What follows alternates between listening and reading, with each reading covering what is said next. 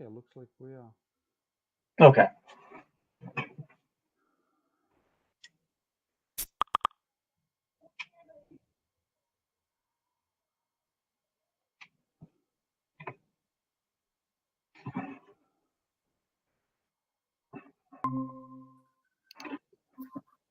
Hey, Sid.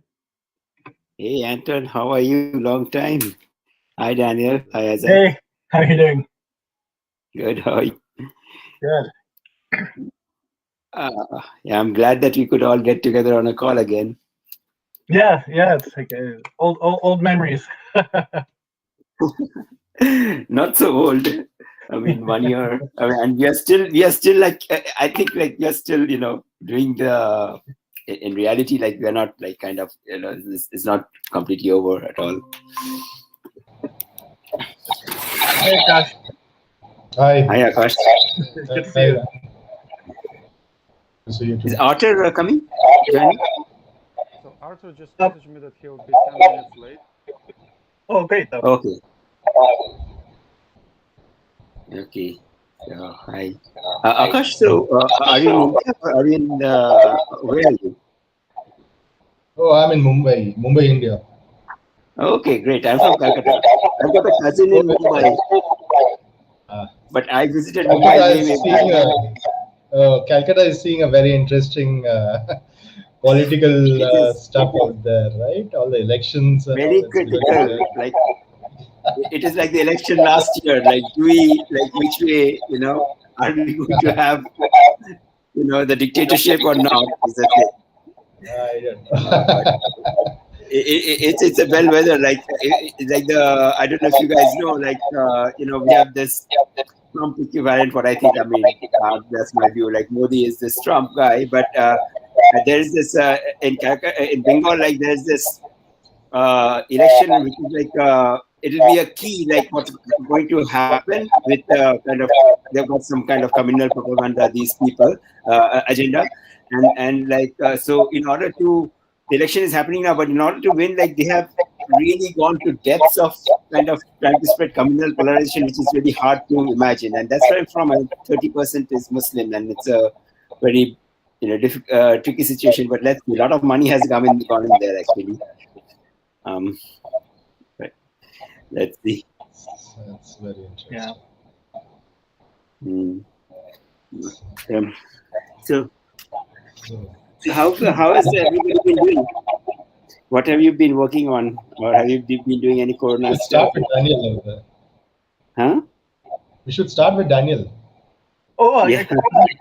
It's funny because my piece, we after we were presenting at Gitma and talking a lot about that unmanagement side of things, that has ended up being the piece that I have been the most focused on and thinking about.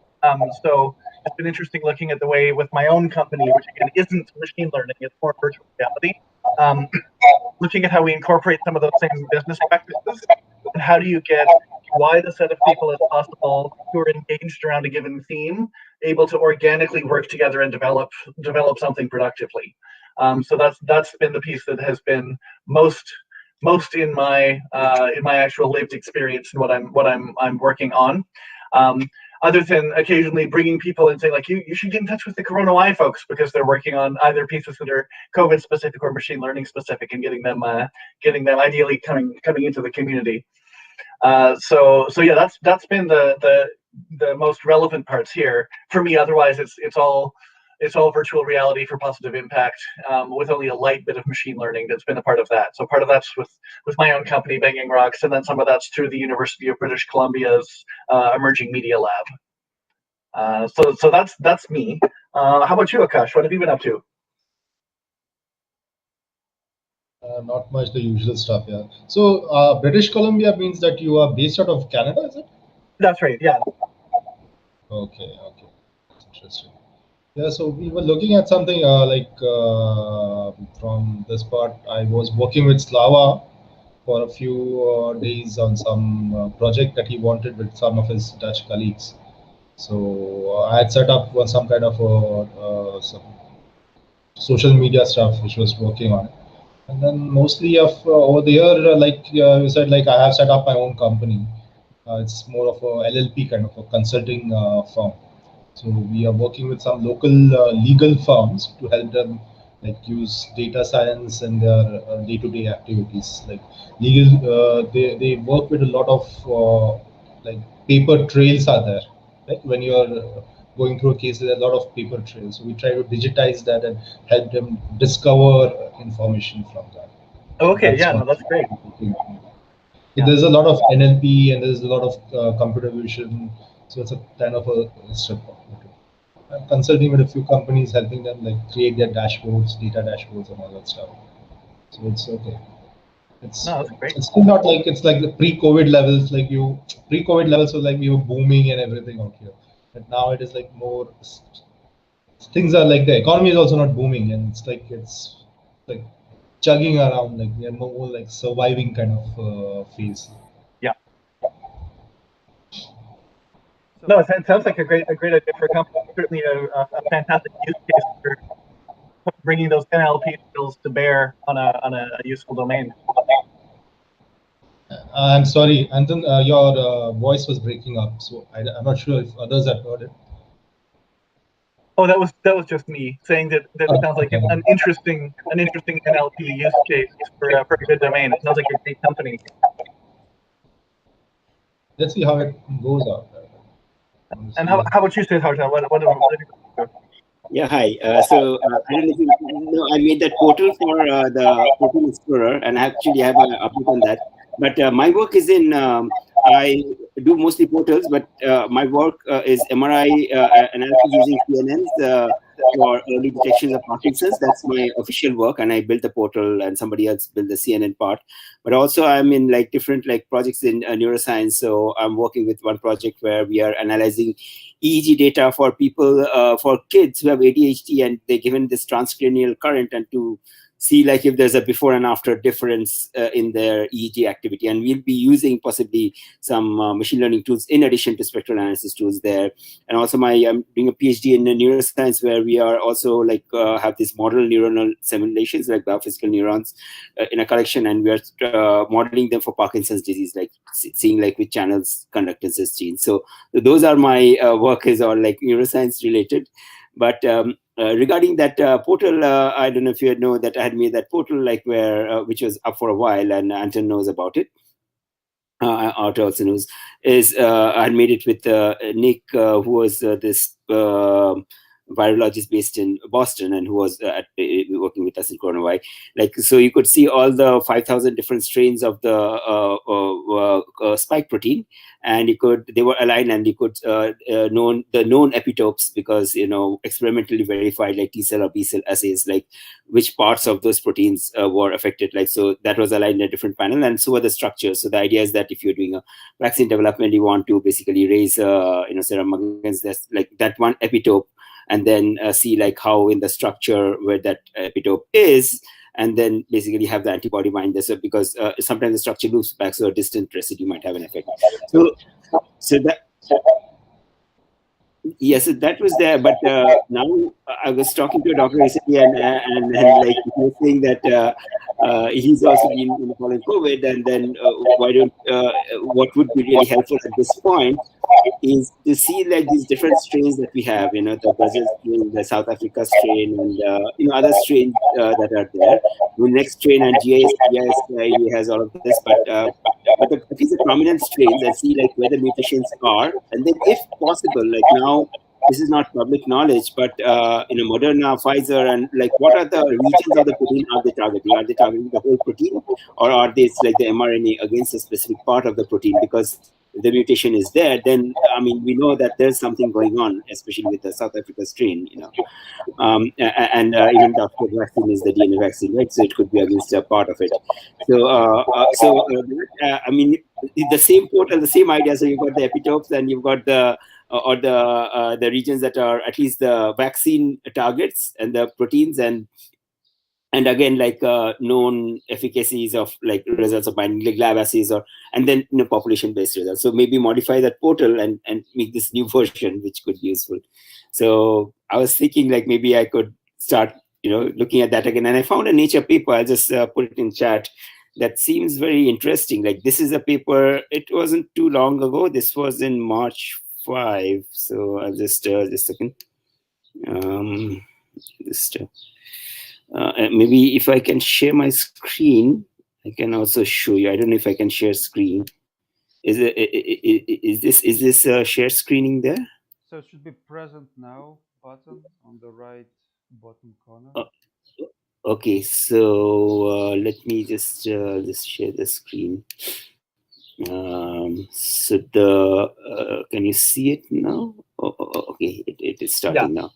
Yeah, we So can see this is that paper, and this paper in March 11th, it actually lists all the. I mean, this is still, things are still changing fast, but this. And I can show you the portal, like what I did. Like I don't have it running now because I have a version AMI instance, so I can get it running like quickly, but I can show a video of it. But or I can just set it up and send you. So this is like, this one is specifically in the US, but US we know also we found all these UK variant and all of that stuff. So it goes through listing of all the changes in the sequences, and interestingly, not all the changes. This is one thing that people, since we are so focused on the vaccine, we miss out that a lot of changes are not happening in the spike protein. They are happening in non-spike protein regions, including this ORF and this gender dependence. We know there's a gender discrepancy in how, like, there's serious and cases, and then now the newer versions are actually targeting young children. So that's happening due to there are changes in other parts of the protein, and including this, and then the 5' UTR region, and there's NSP14 and other places are changing. So it would be interesting to see, like, not the phylogenetic tree that this. So I mean, I'll put this paper in the chat so that if you want to see this paper, how do I put it in the chat? Let's see here. Is there a chat here? Is there a? I don't see a chat. I'll just put it in Slack. in the upper little menu you have there. It's got a bubble with a dot in it. Oh yeah. I see the chat. Yeah. So, and I'll put it in Slack too. So yeah, just put it in chat. Thanks. But yeah, so what do you think? I mean, this is so now when we were initially doing it, I must say, like, a part of the NLP effort, I mean, that was a really great effort, but we didn't know what signal sort of we were looking for. We were like generally trying to harvest a lot of data and trying to see, like, what were the things that were standing out, and the things that as drugs were being investigated or something, like what was the known pathways, like the knowledge repository could get. But now we have a targeted, we have a specific question. The specific question is, like, you have variants. We want to know how medicines and how vaccines, like how they're going to perform against these variants. What do these variants mean? Like, is it like a more infectivity, more if it is like more deadly, as there's back and forth on the UK strain, that's not coming from the spike protein, that is coming from this other stuff. But what is that like? So that those are biochemical pathways. I mean, so there is sort of need for that knowledge base to understand the variants better, and this is something that it's an evolving story. I think we may or may not be done with this SARS-CoV-2, but if there are more of this like that, suppose like the same thing comes with a different receptor binding, then we are, host again depends on where that receptor is, or there's so many things that can happen, right? So having a that's my thought. Having a framework that can tackle such a thing could help. This is awesome, actually. It's like the speed with which people can just go about and find this kind of information is just amazing. I just read this article, more like an article rather than a paper, about some Stanford students who had recreated the mRNA of the Moderna vaccine from those those vials. Those vaccine vials are there. Like once you use them, just discard it. But still, there is some film of that vaccine that remains in it. Like if you pour out milk from a carton, you still have some milk remaining on there, right? Wow. So they scrape that out, and from that they generated a DNA sequence and mRNA sequence of it. That's amazing. That's truly that's proper science. That is like real science, you know. I mean, like, really good. One of the things is, have you ever guys seen what so mRNA has a 3D structure. I don't know if people see that. You know what the COVID structure looks like? That's I think it looks really cool. I can show it to you. Actually, it was there in my original COVID presentation. So let me just. Hi, Slava. Hey, good to see you, Slava. Hi guys. Hi. So, you know, how have you been? Just let us give an update about you. We all give us each other updates, like if you like. Also, while you're seeking that one piece out, Siddhartha, I'll send a link here. This is actually for a showcase that's going on with the UBC Emerging Media Lab later on. But when you mention doing the EEG work that you're doing, one of the presentations that we're going to be doing here that will, I think, become open source software eventually is looking at ECG, but using Unity to do visualization of ECG tracks. So that you can do visual pattern recognition on what's going on with them. And so if you're interested, it would be interesting to talk about the EEG project that you're doing and whether something similar would be applicable in something like that. Yeah, I'll be able to, and I'll be happy to talk. I mean, I think some biohackers might even go to the point that let's do the ECG, but I'm a bit nervous about ECG. You know, like touching the brain is, you know, you have to open the scalp and put the thing on the brain, right? That's what ECG, ECOG is. It's a tricky thing, but I'll just, I mean, that will be to me like the one point that I want to know, and one thing that if you really look at it is what is not done is what's called the inverse problem, the source localization, like where the signal is coming from. There are all these MATLAB based tools, and most EEG based tools are MATLAB based tools. These are really primitive and they are incorrect. Like let's say, like there's good reason to think that these are they have some problems with that for that. But so like sometimes you'll see a brain and you'll see like so trying to see like where the signal is coming from. Like it's again like in a protein, like, you know, where the problem, which mutation is the problem. But you have to do inverse problem, like to see like in a 3D volume, like where the thing could have originated from. So it's like a bit of earthquake detection, the same kind of math that you use. That of course depends on the number of EEG leads. And ECOG is not going to help there because ECOG is very specific, it's local. I mean, EEG is a sort of what they say local field potential, you know, below 600 hertz. And anyway, but so that is fMRI is a proxy that people use. You'll see all this in the brain with a red and blue spot, but fMRI is looking at blood oxygen consumption and not actual neuronal activity.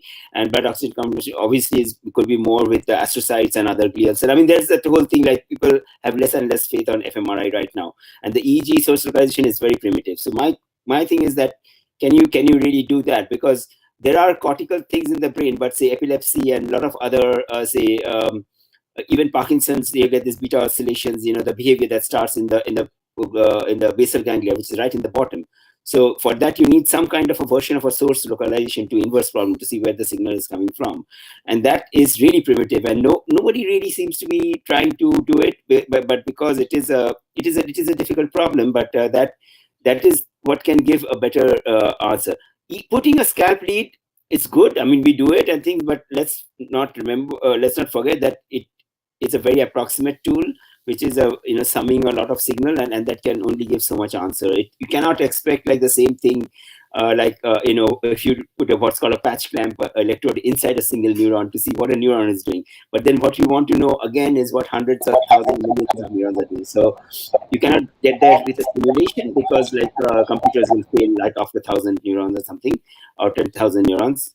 I mean, depending on how big your computer is. So there is no way to see like, what is generating that EEG? What does that EEG mean? That is one thing. Or like, if you want to ask us specific questions, like, is this mutation leading to Parkinson's and why is it doing so? I would like to see like what these are, depending, what the is. But let me just show you like that the 3J mRNA. I just I just get this. For this, Siddharth, for this, are you working with someone for the machine learning part or data transformation part? You're working with someone? For which one?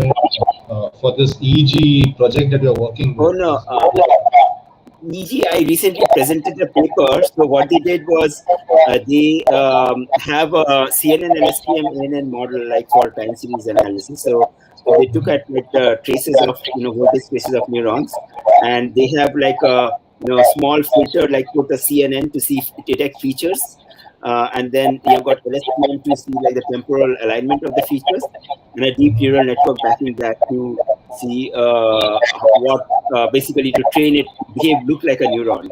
So that is for a single neuron, and I was thinking of applying similar things for this time series analysis. But Isaac is like, he has written that great article on the time series analysis. So I was trying to see like how I use some of that. I want to do this time series analysis on EEG data of certain epochs and see like so we have like so they have these kids with ADHD, and they have you apply you do them tasks before, like watch a video of your video game, and then you use this electrical current, really strong current, I think ampere, which is a very powerful current, on a thing, and then like you see like does it change the EEG patterns in a certain way. And we also got control, so we know what control EEG pattern looks like. There is a difference in EEG patterns and ADHD and controls. That actually does stand out, and this is a bit, it is quite striking. Harm the subject? It doesn't harm the subject. Does it harm the subject? So there is no known evidence of harm like TDCS, and there's the transcranial magnetic stimulation also. So there is no known thing, and it's biochemically there shouldn't be, but of course, like if you give a strong enough, you don't have to give really strong, but 1 ampere is a good amount. 1 ampere is a good amount, but it doesn't. It's not going to. It's supposed to be safe, and like there have been some safety things. But if you go to say I went to Society for Neuroscience, and this guy had this thing, so he can put this sensor or magnetic field generator right above your head, and when you click it, it creates this strong current or magnetic field, and then your hand will move because this is the motor cortex. So you can actually do that, and the idea of this is, of course, it comes from the brain-computer interface, like people who are paraplegic, who can move the mouse with their thinking and things. So you can put electrodes here, and that's where you have the heaviest development. And Elon Musk and Neuralink and all of that stuff, he's trying more and more of that stuff. But that's one thought, that it seems like it does change in a sustained manner, at least for quite a bit of time, certain patterns. And there was a study that said that if you put a current this way, that you become good at math for a while. You got this. You take some Adderall before that night, and then you put some current this way and go for your exam. I don't know what that is. But how about you? Download the entire library of. Sorry, I said that maybe you could download the entire library into your head. You don't need to do any PhDs or anything, just download stuff. No, that's the thing is knowledge representation and the body. So we do not know how the encoding, nobody knows, right? So we know that there is this idea just data, it's just pure data. There's multiplexing. So, when we like having a Zoom call, it's the hearing, our context, our previous knowledge of like where in corner why, everything is so there are lower order representations of each stimulus. Like, so there's a visual stimulus and then there's the auditory stimulus, but then it gets multiplexed into higher order areas. And we neither know like what the lower order representation is. Is it in terms of increased synaptic strength? Is it in which again comes from some sort of protein modifications? Is it in terms of some dendritic more spine morphological change? Is it in terms of EEG, internal like LFP, like wave pattern change, oscillation changes, or is it a mix of these? Is there like what's called haptic current, extracellular like sort of current conductance? We don't know what is how code is represented, right? Then you can, if you knew it, then in theory, then you could not only store it in artificially, and also you can create like these devices which can hold much more data than ordinary devices can. It'll hold as much data as a brain can, but we do not know that representation mechanism, and we have really no idea. That's the problem. we know what disrupts it. Obviously, if you damage a pod, then it will be there, but that doesn't mean like what it is. I'd love to. No, it's amazing stuff. Anton, I'd love to hear what you've been up to in this last while. Or Slava. Yeah. Well, I had quite a lot of interactions with different people in Europe and also outside. And basically, last stuff that I've contributed, my team created external control vocabulary support for Dataverse. And basically, now we're busy to integrate it with Harvard. And it will be kind of a global update for almost 100 repositories that collecting data not only on COVID, but on any stuff. So the basic idea to support external control vocabularies like mesh. So people should be able to search for keywords, and all links should be going to metadata. And basically, I'm considering this process as a kind of now we have oil and we can get fuel, and this fuel actually should be going to machine learning. So people will categorize data, they'll put right ontologies, right links, and after we should be able to use all this data because it should be high quality and really classified data. So we should be able to train new models, and basically it was a problem previously with Dataverse and other repositories, but I think I found solution. So I'm really going to force community to do that, and even for people that already have COVID-19 data and other data sets, they're supposed to use it just to increase quality of their own data sets. So this is like first thing, and we're also working on distributed services. So there is a repo called BeFair. So basically, I managed to integrate outcome of like 10 European projects there, and I'm involved in a lot of projects already. And I don't know if you have a link, but I also put description. Let me find it quickly. Yeah, so this is a link, and basically the idea just create a kind of fluid infrastructure with services that can be extended with your own stuff. So if you have some service that you want to integrate, you should follow instruction, and you can get it as part of infrastructure. So everything should be interconnected, and basically, I'm still considering Dataverse as a heart of this infrastructure. So all data should be going to Dataverse with metadata layer. And this is where we will use artificial intelligence and machine learning to basically connect things and to use data commons.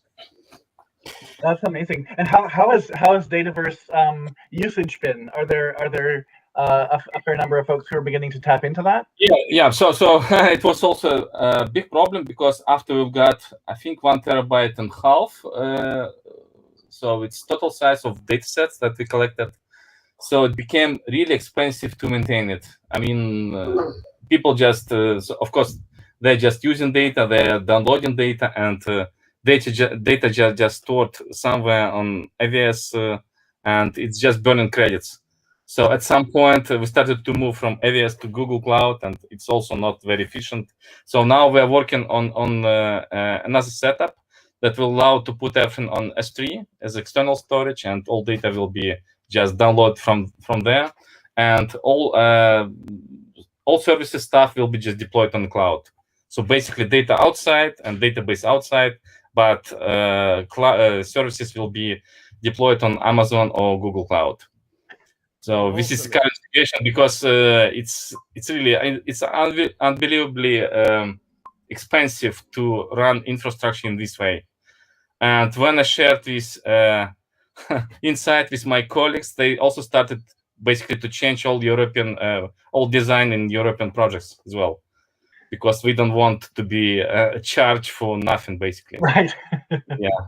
So probably like efficient setup if they have a data center, so all data going to this data center with S3-like protocol, but services still deployed on cloud providers. So something like that. But for me, I would say coronavirus was really good, really good project, and I learned a lot. And now I'm just basically trying to force Harvard to continue in this direction. And of course, well, Scholars Portal from Canada is involved in this, and we're discussing now not only metadata standardization but also on data level. So basically, like if you have file, you can open this file in the external tool, and you can find appropriate control vocabularies you want to link variables, and after it should go to Dataverse to become findable, and should be available in linked open data cloud. So this is a plan to link everything and just to give community, and let's see what people can get from this. Yeah, no, it's really inspiring, the direction that you all have taken that in, and the traction that it's getting, and policy change happening because of it and such. That's amazing. Anton, Yes. how about? Oh, sorry. Go ahead, Slava. Yes. So, well, this control vocabularies and ontologies functionality is kind of, well, I would say missing thing, and I already got a lot of invitations to present it in April. I think like 6 or 7 invitations from different communities. So it's kind of emerging now, and it's in at least in European Union, it's kind of big thing. Everybody wants to do something with it, and well, I really want to get it merged everywhere and contribute back to Coronavirus to see what people can do with it. Yeah. One of the things that strikes me is, and it'll be interesting to talk about when we talk about, an upcoming call, as well as just a general way of reconnecting some of the people, because there's been folks like you who are doing such deep work that's related to what we were doing.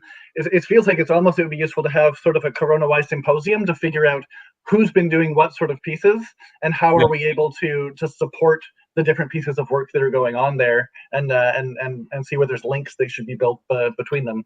And of course, that's me saying that as someone who has been outside for a while, and so I'm coming from an ignorant perspective in terms of that. But it seems like something promising. Yeah, I think it's a good idea anyway. Yeah.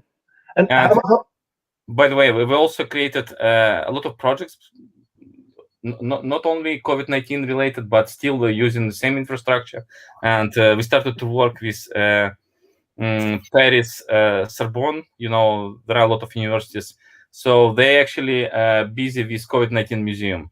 So this is kind of crazy project that in the future will allow to link all resources about pandemic and to use virtual reality for future generations. So amazing. People like 20 or 50 years after us, they should be able to travel back in our time to see all these empty cities, and so this is the idea. Oh, that's incredible. That's really neat. And what did you say the name of that initiative is? I'd love to find out more about that. It's a COVID-19 museum. I will put a link also. So COVID. Yeah, found it. So I'm one of co-founders of this project also. Okay, here. Amazing. It's not giving me the link's not working for me yet, but I want to find out more about that. Oh yeah, and also in Netherlands, basically we have 2 projects, like big infrastructure projects. One is like 15 million, and second, I think 26. So they're all testing coronavirus infrastructure now for own purposes. So it's getting like big impact. That's huge. Yeah, it's huge. Amazing. And Anton, how about you? What have things been looking like for you in this last while? Everything is great because I'm in San Diego now, and it's essentially summer started a couple of days ago. Before it was rainy winter season, so it's always great to have more sun. And since COVID is vitamin D is important to have, right? To kind of be in a good setup if you got it, etc. So in a good spot in that regard. As related for coronavirus, Slava already briefly mentioned that there were a lot of like these shenanigans with credits expiring, getting credits on other cloud provider, and so on. So we get some fun juggling around all of the data that we collected. And as a result of that juggling around, at some point you kind of like, yeah, screw this. We're just burning credits too fast or something here and there. And then essentially everything comes down to that link, to that repo. that Slava posted. Be fair. Essentially, it's really cool stuff. We're doing a little bit reversing the process of people going into production, cloud, and Kubernetes, etc. We kind of like, again, no academia person will do that. No somebody who is like just want to learn, let's say how to deploy something and want to run it, want to touch Kubernetes from the get-go. And we kind of like, okay, we need to kind of meet it somewhere in the middle to be able like to be really close to that, but at the same time locally on your laptop or somewhere you can just deploy things. For example, like what we did with Sid and Nick regarding COVID portal, it was again still kind of finicky to deploy everything. Like I'm pretty sure Sid remembers like those hours we spent to nail things down. But eventually, right now with BeFair, actually, I need to add COVID portal to deployments, but you can do it like much more easy. And as a result, with coronavirus community now much closer to all of those other projects that Slava, for example, is doing, right? We could just, you know, simply kind of take bits and pieces that we need. For example, you need Dataverse, you need I don't know some other services. You just make them as like Lego bricks, create it, deploy it somewhere in the cloud, like more or less cheaply, and then run it. So in terms of numbers, for example, like Corona Y, at the peak of our activity, we have a lot of people running VMs, etc. We were literally burning like easily 2K a month in server credits. Then we start kind of working on kind of like addressing this and minimizing it because it's again quite a lot. Then I remember we were achieved the milestone of like 1,500 a month and so on. Now we're at the point of, I think we're burning only like 30, 40 bucks a day, so it's like 900. But again, we want still to do better. And in terms of what we're talking about 1 terabyte of data and a couple of VMs that are constantly running. So it's not this on demand. Obviously, with people within Corona Y used even more because Google Colab is super popular. But anyways, we're getting to the stage that, I mean, the goal for, at least in my head, is essentially kind of, okay, we go to this open science, like truly, like it should be accessible. Anybody with simply like a laptop, even like Chromebook or something, and internet should be able like to participate in all of this. And what we did within Corona Y, we definitely moved that needle in that direction. I definitely like I have data to back it up, like screenshot of bills in the cloud and stuff like this. So I'm that's kind of the main progress, I guess, within Corona Y after all of the multiple things here and there. I'm also like super excited of what Akash mentioned, the work he was doing with Netherlands research folks, and Slava didn't mention it, but like we apply for grant with that work essentially. So trying to close this loop, what we have on coronawide.org website, right, where uh, like globally distributed yada yada research organization. And a couple of weeks ago, Arthur and I were discussing this. I'm like, man, like we definitely have coverage for all of the words, so every word is covered, and everything except research organization is actually connected together. Like all of those components are there. We're able to hook them up, so we have like this interesting uh, part of the picture. But then research organization, this is the only thing that we kind of haven't done, because research organization here in simple terms is this two-way street. In one direction, you have people who want to do research. Usually, again, you can do it on pure enthusiasm, right? But it doesn't mean if you do research as a hobby quotation mark that you're a research organization. So you need another way of street, which is essentially you need to make it sustainable. So either grants or something. And we have this quasi research organization because we have all of this different server credits that were donated to us from external parties. So, we know that, okay, we have it, but I still feel like, we have all of this like road work ahead on that side of the street. So I'm like, man, we need definitely to close it up. So I'm really anticipating something coming from that grant perspective, just to kind of have finally close the loop, and then we know, okay, we have this unit of decentralized research organization, we can just scale it. Because after that, I'm pretty sure a lot of business-oriented folks within kernel community will just run with it and push it everywhere. And guys, here is like a proof of concept. It all works. We just, we need the flow, and that's it. So that's kind of what goes on Anton, now. Anton, you forgot to elaborate about chatbots and our idea to connect chatbots to data that we Oh, already collect. oh yeah. That's it just kind of that is the most recent one. That's why it doesn't occupy that much space in my head in terms of like when I'm presenting what's coronavirus been. So a couple of weeks ago, we have new blood coming into Corona Y community. At first, it was in the form of just like one guy, Vova.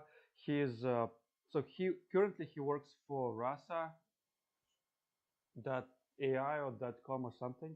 So it's one of the most popular chatbot applications. They have both open source component, and it's like quite a big company in the space of chatbot spaces. So kind of like MongoDB, but in this world. And like he got excited about what we were doing. I'm like, why he would not haven't joined like last year or something? I guess they were busy. But anyways, so he kind of got interested in participating in the project of essentially building like long term, essentially building a chatbot for like research purposes. And he brought also his another colleague from Rasa as well. They're both already on Slack. So interesting stuff with this chatbot. Again, Slava, maybe you can add some more details and like specifics. What is like our Yeah, so steps? I see it as a continuation of my work on knowledge graphs. So what I want to do, I want actually to get all research questions linked to datasets that we already have, and basically use those research questions as an input for chatbot. So basically, people just should ask questions and get back all datasets with all annotations and this kind of stuff. So also it's related to what Dutch researchers asked me to do. They were very interested in human kind of interaction with artificial intelligence because they want to ask questions. For example, how GDP per capita, related to COVID-19 outbreaks, this kind of stuff. So we basically investigating how we can build system that can analyze this question, can link to specific nodes in knowledge graph and get answers. So this is the kind of work we are now exploring, and basically I put a link to grant proposal, not grant proposal, but this description of grant, and we are betting to get like 50K as a beginning, just to start to do some cool stuff. So, and also we are getting support from people like advisor of Dutch government on economic stuff. He's also interested in this. So we are getting like the serious people interested in what we are doing. No, it's fantastic. I have an aha that I want to throw out there as a potential proposal for later. But I also see a bunch of other folks joining. Arthur, it's great to see you on there, and it would be amazing to hear kind of a check-in from you. What's been going on in your world this last plan? Yeah, honestly, for the past couple of months, just been observing and just seeing what kind of things are still bubbling up in this ecosystem of knowledge graphs, of COVID-related research. And it's amazing to see all of the progress that Slava is doing with kind of tying in the research organizations and the European side of the equation to this. Yeah, no, it's definitely it's inspiring stuff. And how about just for you generally? How have things been? What have you been up to for this last? Well, primarily I'm consulting to various startup projects, and I wouldn't say there's anything that exciting happening on my side of the world besides, just hanging in there. Was this 2021, the continuation of the previous crazy year, and hoping we see this 2021 as the last one in this parade of crazy years. Yeah. Isaac, how about you? What's been kind of going on in your sphere, both kind of Corona Y related and non? Yeah, yeah, for me, yeah, I mean, Corona Y, yeah, I'll give kind of a short timeline. I mean, things, yeah, were pretty good with my team throughout the summer. We kind of had a core of 7 or 8 people, and we kind of worked really well together, even well into December, and December, November, all those months, we kind of stayed together. We published a paper actually on using deep learning for forecasting stream and river flows, which was interesting. And we got that at the climate change workshop at the Neural Information Processing Systems Conference, which was a good place. And so that was good, but yeah, even over those months, we kind of just had a slow decline. So as I said, we had like 7 or 8 core members in July and August. Then slowly we were down to 6, then 5, and then unfortunately by January it was primarily just me, with some others checking in. I know Pranjalia is still around; he's actually on the call now, but we haven't really had kind of a real active team recently, which has been unfortunate. But at the same time, I've still been trying to work on kind of definitely some open source work. So part of our big team's contribution wasn't just necessarily being applied to COVID or any focus area, but creating an open source deep learning for time series framework. So a lot of effort's gone onto that. And yeah, the framework has had some success. We've gone like, I think, around 300 stars on GitHub, whatever that means in terms of success, about 60 forks. I do see some issues people are opening on that, so it's clear some people are at least using it, but it hasn't really taken off or exploded at the moment. But I'm hoping that comes, because I think it really is a good framework, and a lot of people on our team contributed like really good PRs to it over the summer months and even into the winter. So I'm trying to continue that, to push that forward and kind of make that a self-sustaining project, because yeah, a lot of open source software sometimes just dies and is never maintained. So I'm really trying to build a community where I'm not necessarily doing all the contributing, but I'm just kind of maintaining and helping to merge PRs and stuff like that. So Isaac, No, this is Siddhartha, and yeah, thanks so much for that work. Actually, I had a look and read the article, and as I told you, that I was wondering if I can use the same for that EG analysis project, data analysis project. So maybe I will also Slack you, but yeah, I'd like to follow up on that one. Yeah, sure. Yeah, feel free to send me a Slack message. Yeah, it depends on kind of what the data looks like. There's always some overhead with formatting your data in the right format, but yeah, I could help you with that. Okay, thanks. that's great. Pranjalia, how about you? How have things been looking from your side this last little while? Yeah, I've been pretty inactive lately, as Isaac mentioned. We worked quite well in December, January, and since I'm in my last year of graduation, all the exams and various projects came up that I had to complete for the university. So I went off all busy on that. I tried to get back on the work that was there, but I was totally unable to do so because of all the load. So I'm still hoping that if I get some time, I will check out some issues and work on it. I hope I can do that still. So I thought I'll throw out a couple of different ideas and then I'll stop talking and I'd love to hear what people's thoughts are. Even just this, this group of 8 people who've been kind of around for a good long while within CoronaY, hearing what's been going on here is inspiring, and the number of different places it could go. I'm excited to see how can we gain some momentum for the different projects that are there, especially the ones that already have some good traction in the areas where they are.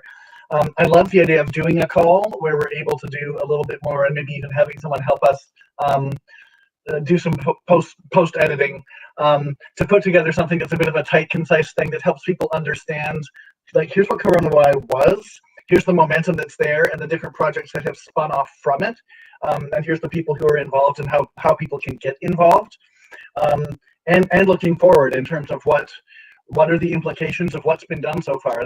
We've talked about some of them in terms of the specific hard data and ways of manipulating the data and visualizing it. We've talked about some just in terms of shifting how people think about this kind of a project. And of course, there's always that unmanagement and organic growth of organization side. So I think a video that kind of gets some of that stuff put together would be really amazing.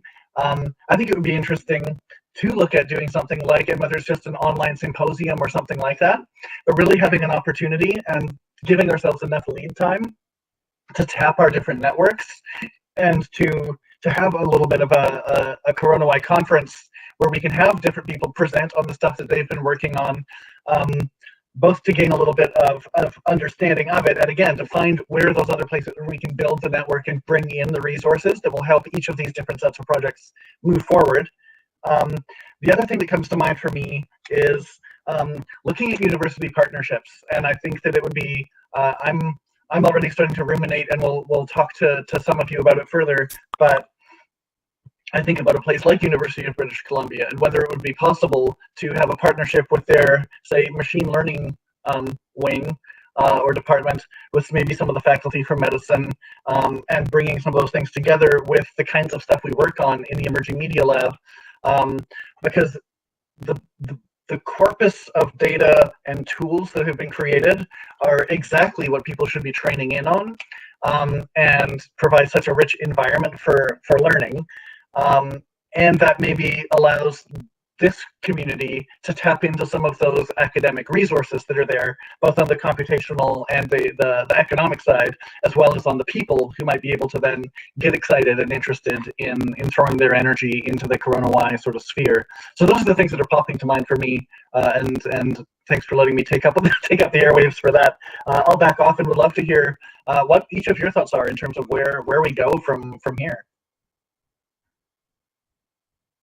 Maybe I'll toss things over to Archer to start, and we can just kind of go down the list. Yeah, I think that there are still a lot of people that are involved in these little pockets, including there's still some more going on with Dan Sosa and Malavica. I think it would be great to bring these people to some shared space and kind of explore what are the ways for us to, bridge the efforts, and if nothing else, just to spread awareness about these projects. Yeah, the same way, piggybacking on this pocket searching type of sentiment. It was always right parts of the challenge within CoronaY. Doesn't matter. Is it like today when you're essentially only DMing people on Slack versus like public channels, versus like the days when you have like 500 people at least at the same time, and then like this problem of pockets of information was always there and probably will be always there. Like I'm already okay, you can't fight this stuff. This is how we as humans operate. So yeah, I'm definitely interested the most is just to simply hear the people like who are currently doing, like not necessarily related to even CoronaY projects, because what we kind of observed for the last year is just simply you need some interesting cause, some idea, then a little bit of enthusiasm, volunteering time available on within specific group of people, and then you can do cool stuff. Afterwards, yes, you definitely need specific people who are like, okay, it's something I wanted to do, and I will do it despite everything else. For example, like what Isaac is doing with his project. Doesn't matter, are there like 7 people currently contributing or none at the moment? There'll be something will still happen there, or something like what Slava is doing. It doesn't matter, is it coronavirus outside, is it European Union initiative for this, for that? It's all the same thing at the end of the day, and it's just the question of capture that thing and then spread the word. Um, so yeah, I would definitely like interested in this like type of symposium, festival, whatever you call it, just to kind of celebrate the people of coronavirus. I will be definitely interested to hear what's up with people who contributed something and then kind of, hey guys, I got a new job, I need to contribute there, and stuff like this. So people who kind of like announce that they can, okay guys, I don't have any time to contribute anymore. I would love to hear those, like what those people are doing, and see how we hook them back up. Another thing is we definitely have a lot of people on standby right now who are not part of this call, but I'm pretty sure if we waited a couple of days for just like this announcement, guys, we do this preliminary call to set up this festival or something, those people will be definitely here, because every time something happens, like I definitely reconnect with people like Kevin, Matan, etc. So uh, we have we definitely have like a dozen plus of people who are like always there. So that's kind of uh, very interesting. Even like when you know people are kind of slow or something, you definitely have still people around. Yeah, so they're just kind of my thoughts. So just grab all of the people who are touching coronavirus and then just bring them all in one table and then just brainstorm what else could be done or something. Because I definitely see this shift from like nobody cares about core 19 data set anymore, at least like from people I interact, but there are so many things that are done surrounding it, and everything in my mind kind of ties back to be fair. Like I would definitely love to see like how I would connect Isaac's team with time series forecasting, all of that into that loop. And for that, the only thing is missing is just kind of interesting project to be part of all of that. And we don't have that yet, so I would love to have that brainstorming type of thing. Yeah, that's kind of my thoughts on this.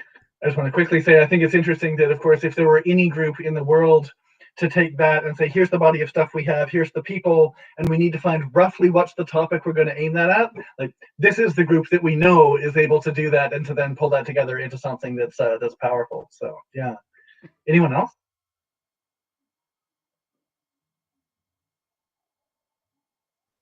Well, probably I will continue. So I think I mentioned, but I already got invitation from Harvard to present BFair on the conference. So it's going to be in June, and I don't know what is going to happen after that, because usually it's like 500 people from leading universities from the United States and from around the world, and if they will try our stuff and they will like it, we'll get a lot of contributors. So this is also a nice opportunity to showcase what we already have.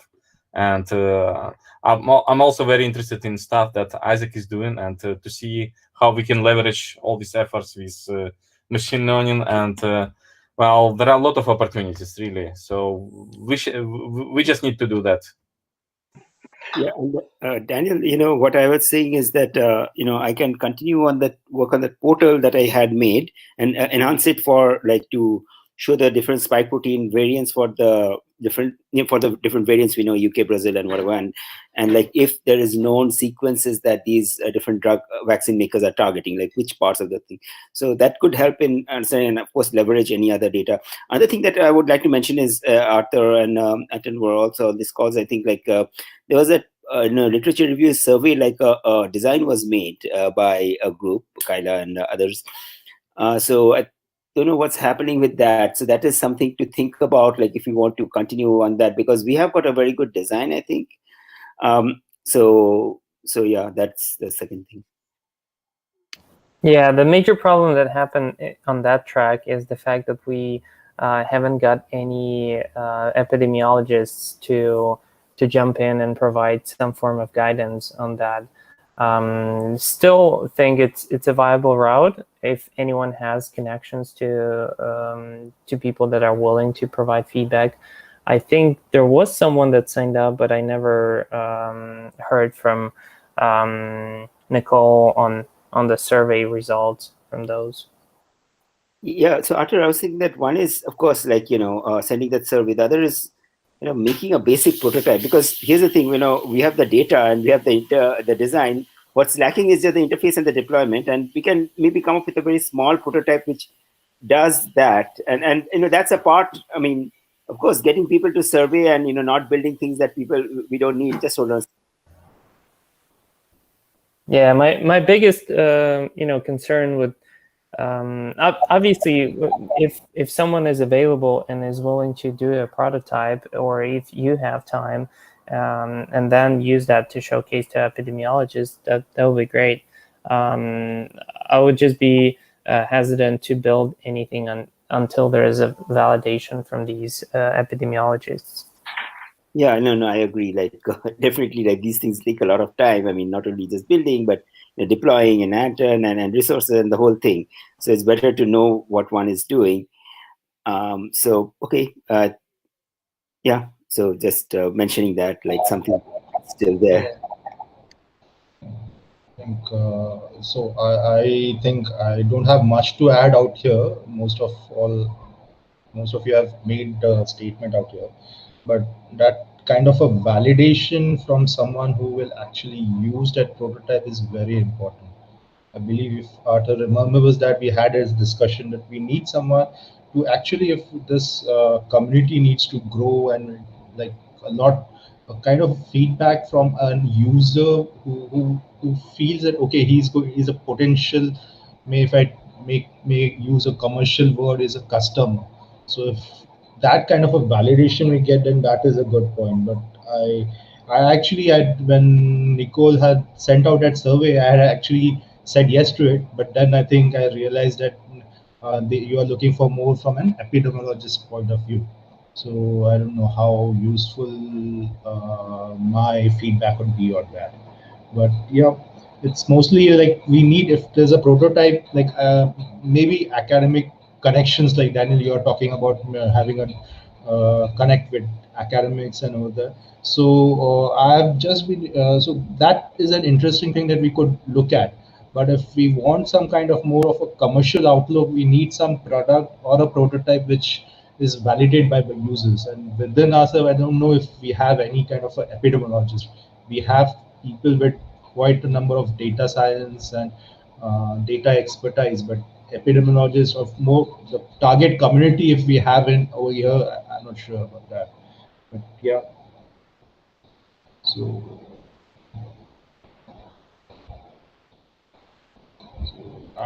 so the other day, I think I had introduced Arthur to a person who was very senior in the hierarchy in an organization, which is I think Genpact. So the one thing that he had said was that if you are going for a grant or a grant nomination, so you could just take his opinion on the submission. So that's something that if some such situation arises in the future, then we can look at it. Possibly.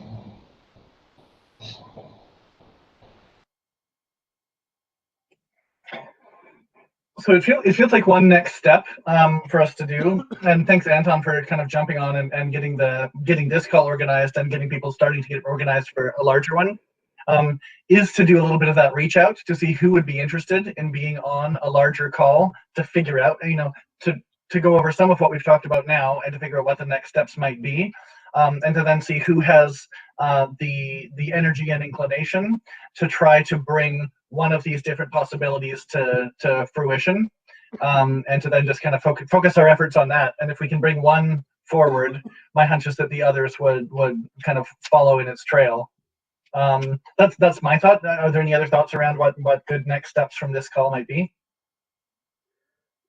There'll be actually a good probably time to discuss what type of things can we do right now in terms of like organizing people, because we could technically, yeah, let's do a shootout through like email list or something, but just kind of, oh guys, we're doing like this festival type of call, you know, here is the link for Doodle or something, you know, kind of like where is availability, time slots of people, etc. But I think we could do something more sophisticated than that, right? So any, like, I wonder what people think about what we can do in terms of what is the most efficient way to reach out to people, and most importantly, like engage them, especially like those people who kind of went their way and just kind of like, you know, will contribute to, let's say, August 2020, but then they're gone. Like, what is the right way to reach out to those people so they will have more incentive, I guess, to share, or maybe, I mean, what I know, or at least feel, that majority of people want to know what everybody else is doing, right? That's kind of our human nature, especially if you interacted with people, worked with them, etc. They would love to know where their contribution went, etc. So I guess, you know, this is kind of thoughts I'm trying to figure out and like build a train out of them.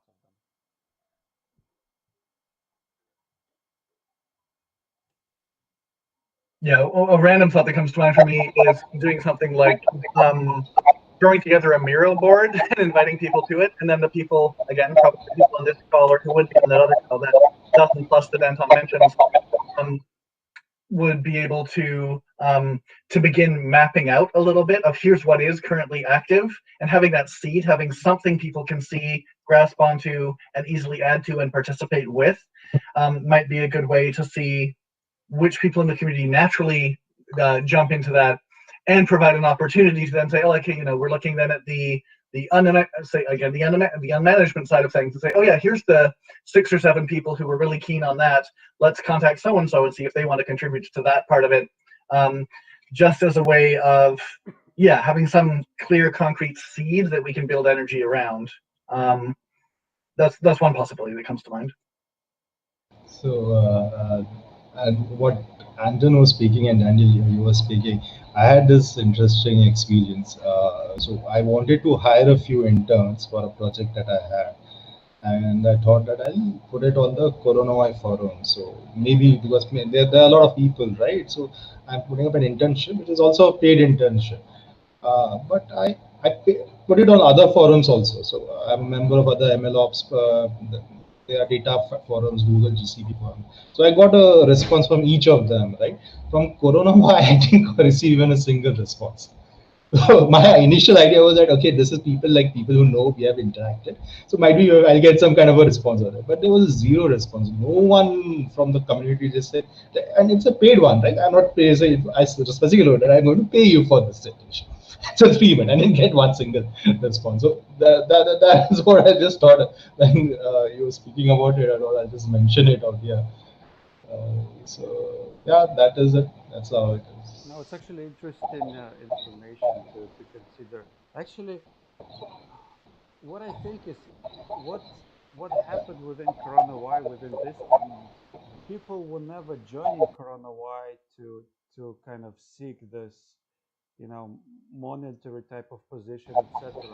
Every time we were trying like to set up kind of like a career resource center, you know, for community members, like majority of feedback from people who I interacted with, they were all like kind of like, oh, I haven't joined Corona White to find a job or get this. Like I'm Yeah, here to that's true. learn or That's true. something. So it's No, I remember a few of the people at the start of the volunteering. They were working almost 24/7 on some of the projects, and it was very difficult for them to even set it up. So that's very true. So when Anton says that people are not joining for a monetary reason, but more for the community effect, especially after Corona and all the lockdowns and this kind of a global pandemic affecting us. So it was a really a very like community stuff. Like you go there because it's more like you're contributing to something which you believe is going to impact the entire of humanity or something. So yeah, that was a community effect. I won't say that. The reason I mentioned that it was a paid one was because So the idea was that you put it somewhere in the community, so that if someone is interested, maybe that they will come back. But and that's just a statement. Just I wanted to just put it up across. It's not. It is not a statement on whether it is or not is there. But I just thought I'll mention it out here. So yeah.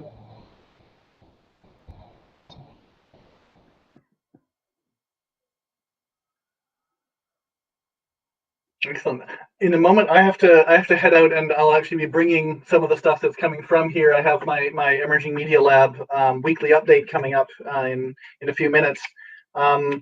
But this is exciting. It's great. It's great to connect with each of you and to hear what's been going on. And it's some phenomenal stuff. And my hunch is that maybe it's just the spring energy, but that there'll be a bit of an increase in momentum that we can bring together around getting this stuff out there again.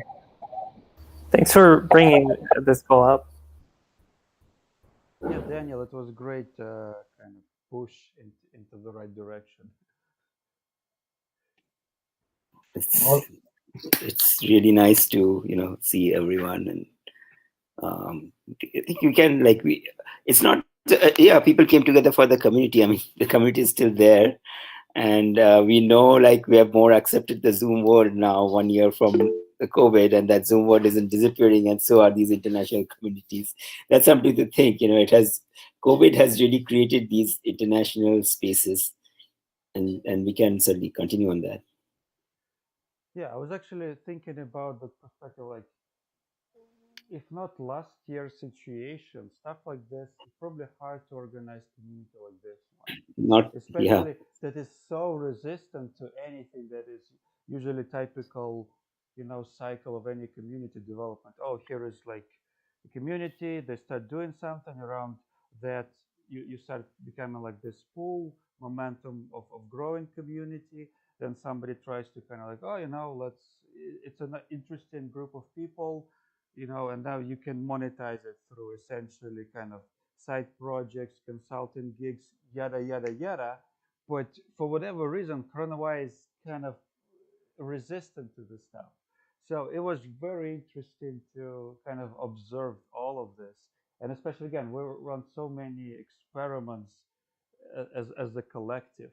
Artur probably could come up with a huge list on Mirrorboard, just like what was done there, and that's why again, Sid, why that uh, review interface, literature review project is kind of boggled down. It's simply okay, are we moving in that direction? Because momentum was super strong, but then are we actually getting feedback? And I remember at the same time, Akash, I was having a call with Akash when he first time told me about it, kind of okay, we're moving in some direction, but do we get in the feedback from external world? And I was kind of thinking yeah, it's a good point, because we have this like self self-bias resistor type of operation over there, right? But now, since there are no this push of pandemic anymore, at least mentally, I think that's why again, not everybody is living on Slack anymore every day, right? So you have people only checking maybe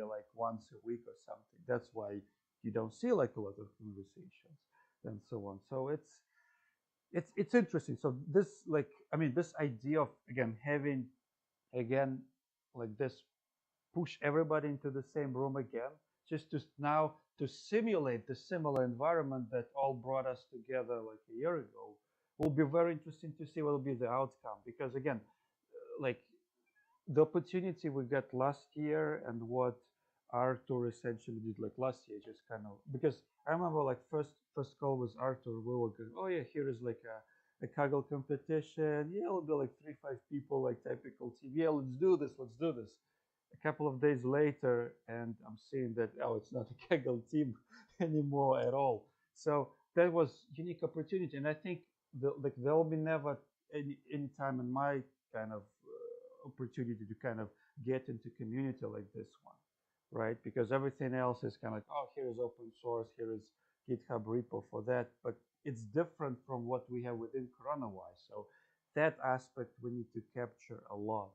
So yeah, so what will be a good next step? Do we need next week maybe to schedule essentially set up this Miro board or something, or maybe just Google Doc, whatever, and then just to start putting maybe like a list of projects we want to present. So if somebody wants to highlight something, for example, like I know Isaac always looking for contributors. So something like just an example, then we have BFair, something else. I see, do we need, like, for example, COVID portal as a project? Do we need to highlight project like that, or what do you think? Sid? Yeah, I mean, I'd be happy to highlight that, and if you want to bring it up, or I can, like, I got a AWS also installed. In the meanwhile, I showed it to some people, so I can do that too. And my thoughts on it, of enhancing that and make it, sort of relevant to the questions today. Like, 1 year ago, people were more worried about the treatment, and in the future, like, what's the time course, how many people are going to get affected and die, and things like that. But now the focus has shifted on, I think, the vaccine and the variants. So if you can, like, pivot to that, and the portal also, create a portal that's more relevant to that question, like, so, and which I think can be done. Like, all the elements are there. So Okay, yeah, they have. like, this is actually a good idea. Essentially, we need to have this theme. Essentially, okay, here is what we did, right? Here's what we have, but here is like cool stuff that we can do in the future, right? And if we could essentially make like a first section, essentially presentation of stuff like that one, just to again highlight where people can contribute, and again have this like ongoing theme of what is the future, right? Like what we can do, etc. will be great, and then maybe do like a free flow conversation afterwards. Maybe like that format will be the best, right? Yeah, that would be great.